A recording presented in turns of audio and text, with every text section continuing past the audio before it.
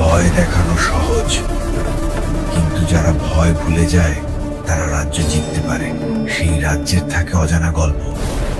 আর আমি সেই রাজ্যের মাফিয়া, রাত, যার ভয় কাঁপে। এই শহর আমার নিয়মে চলে। কেউ শাসক হতে চাইলে প্রথমে আমাকে ছাড়াতে হবে। শেষে এখানে কেউ টিকে থাকে না, শুধু ইতিহাস আর ভয়।